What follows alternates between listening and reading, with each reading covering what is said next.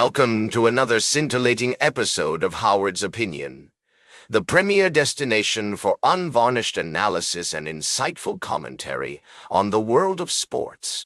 I'm your host, Howard, and I'm thrilled to have you joining me today as we delve into the most captivating stories making headlines in the athletic universe.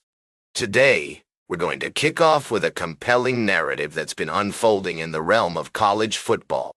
It appears that Michigan State University is on the cusp of appointing a new athletic director, and the individual at the center of this development is none other than Georgia Tech's current AD, J. Bat Waugh.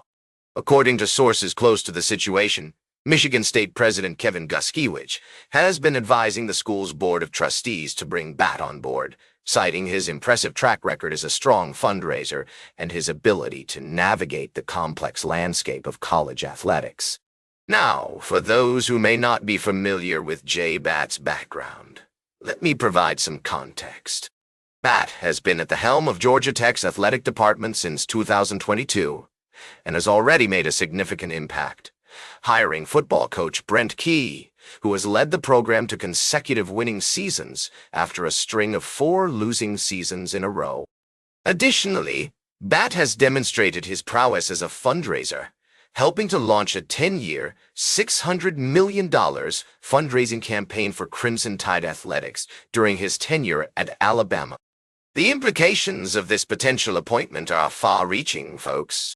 With the NCAA's new rules allowing universities to share up to $20.5 million in revenue with athletes next year, Bat's expertise in fundraising will undoubtedly be a valuable asset for Michigan State as they seek to remain competitive in the Big Ten Conference.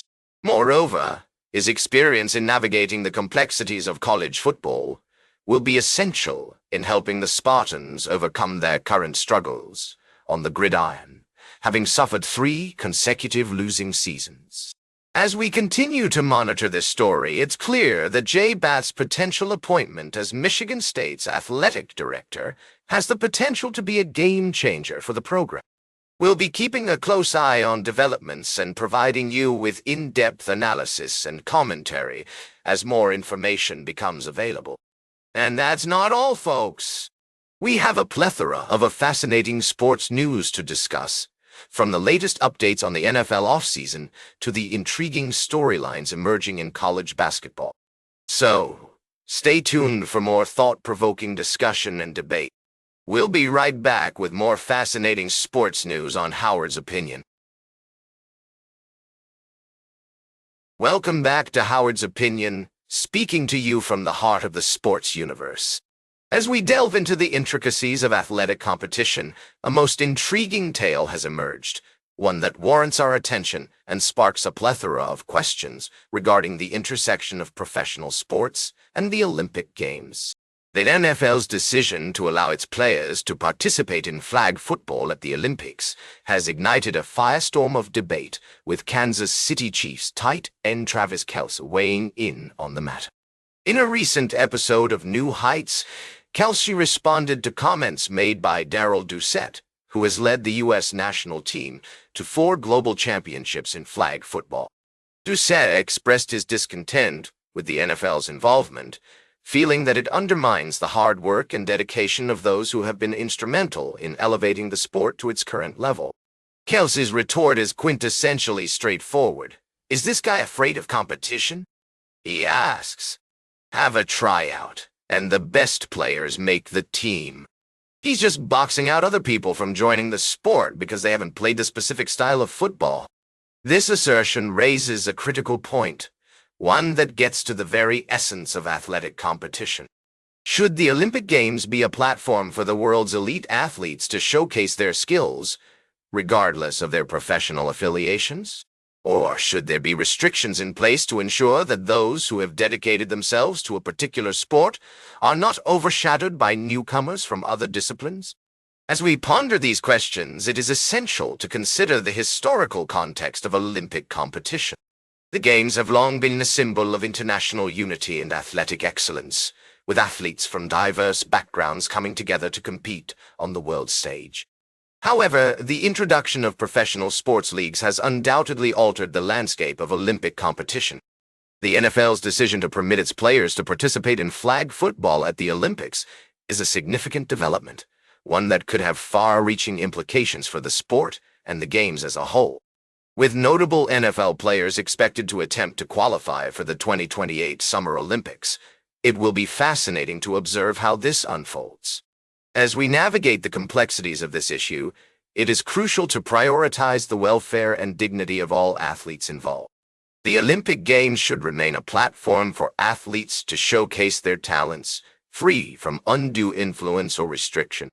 And yet, it is equally important to acknowledge the concerns of those who have dedicated themselves to a particular sport, ensuring that their efforts are not diminished by the involvement of outsiders. In my humble opinion, this debate serves as a microcosm for the broader discussion surrounding the intersection of professional sports and the Olympic Games. As we move forward, it is essential to strike a balance between promoting competition and preserving the integrity of each respective sport. Stay tuned for our final story of the day, right here on Howard's Opinion. Welcome back to Howard's Opinion. We've got one more story to dive into before we wrap up today's show. And what a story it is! The thrilling conclusion to the U.S. Women's Open Golf Tournament. Now, I know some of you might be thinking, golf? Really? But trust me, this one's worth talking about.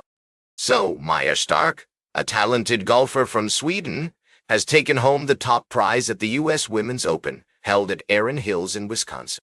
And let me tell you, it was no easy feat. She had to outlast some tough competition, including world number 1 Nelly Korda and Japanese rookie Rio Takeda.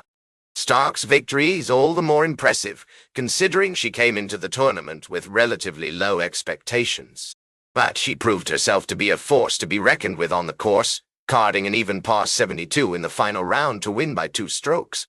Now, I'm not going to pretend to be a golf expert, but it's clear that Maja Stark has got some serious skill and determination.